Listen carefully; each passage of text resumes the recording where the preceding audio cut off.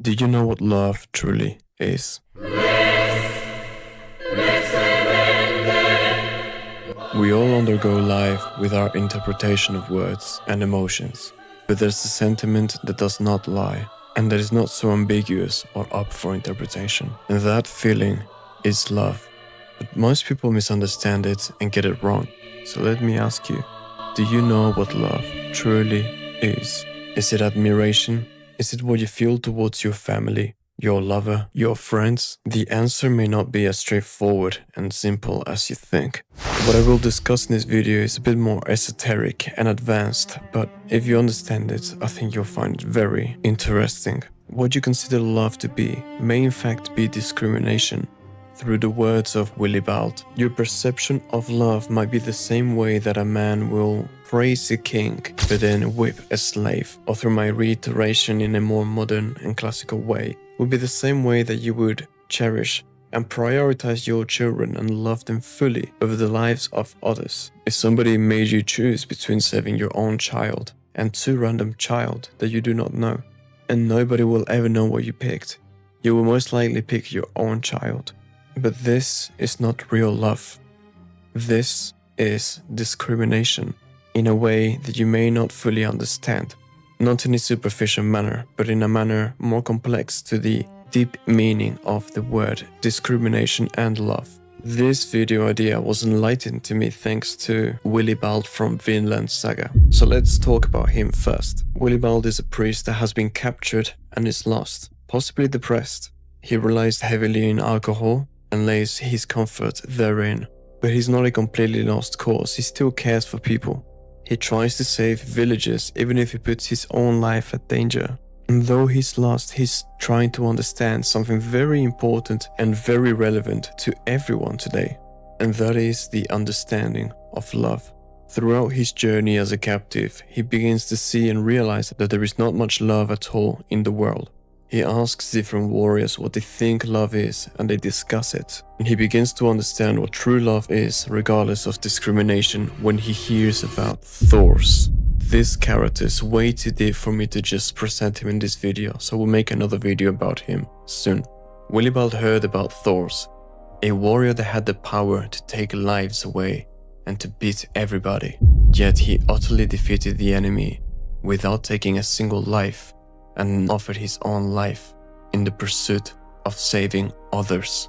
Upon hearing the situation, Willibald seems to have some kind of enlightenment. Not much is displayed apart from his reaction, but what was going through his mind in this enlightenment was that true strength is not to be weak. It is better to be a warrior in a garden than a gardener at war. But how does a warrior and love tie together to this meaning? What does it have to do with discrimination?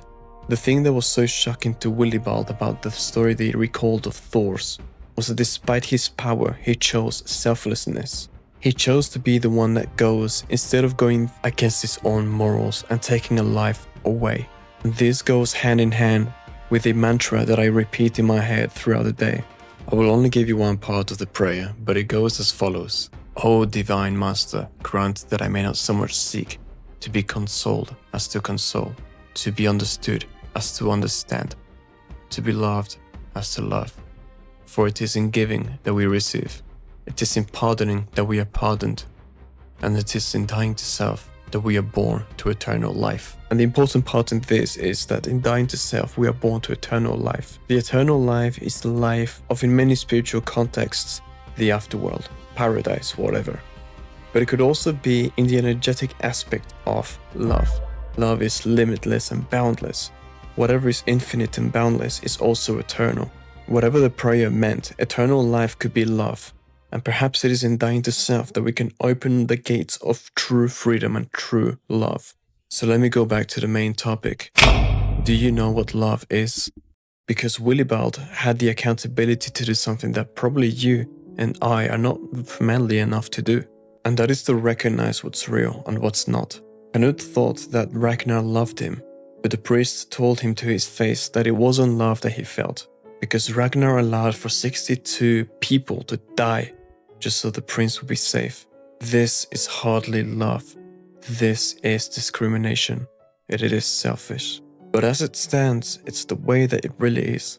If somebody told us to choose between our loved ones and people that we don't know about, if nobody would ever find out about our decision, the likelihood that we pick the most noble or justiceful choice is slim to none. This was a very moving scene because it made me aware of how selfish I truly was.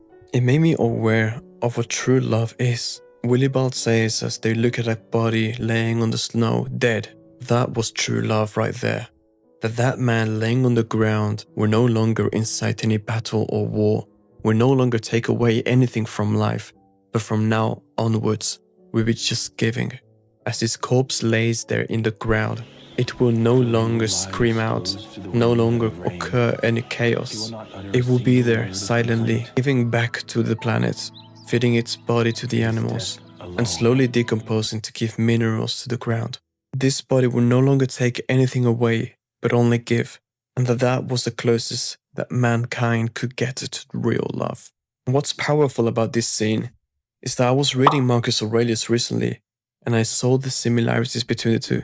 The whole world is beautiful, and that which serves the common good serves everybody. Do not think that if something does not benefit you directly, it is not a good thing, but this is a selfish outlook on life. Animals, trees, nature, fauna and flora act in unison in a cycle, and mostly speaking, not in any kind of selfish way, but acting according to its nature. In a way that closer to Willibald's outlook on life is closer to true love. Now this does not mean in order to approach real love you need to die or anything like that. It means that you should reassess whether you are actually striving for something a bit more selfish in your life, or something more selfless. Perhaps your ambitions, your goals. What are you doing them for? Are you trying to generate something that will actually cause some kind of wave in the world? Some kind of change? Are you trying to create something that's going to allow for you to share your love into the world? Or is it going to be something that you're working towards just for your own gain? Are you working unwillingly to get something that you don't care about? Or are you positioning your attention and your efforts into something that's going to allow for you to be closer to this image of freedom and love? This is necessarily important, because if you're doing the other one and living in a more selfish way, which most of us are, you will find imbalances if you're somebody that likes this kind of messages in your way of thinking. These imbalances will develop and manifest as cognitive dissonance in your life, where you can't really tell what it is, but something feels wrong. It feels like whatever you may be doing in your life, though you believe it to be the right thing for you to go forward, something is feeling wrong. This is your soul speaking to you, that what you are not doing doesn't come from the source of love. And perhaps the path that you're doing now will bring about greater fortune, but is fortune what you're even looking for anyway? Is the point of life to get rich per se? Because this is the main ambition that we seem to have. But in my opinion, it isn't the case. It is to create things, to share what you're really meant to be, and to get closer of your truth, which is unique to you. Just how my truth is unique to me. I hope you liked the video and it made you think a little bit. Strive to be 1% better every day, and much love.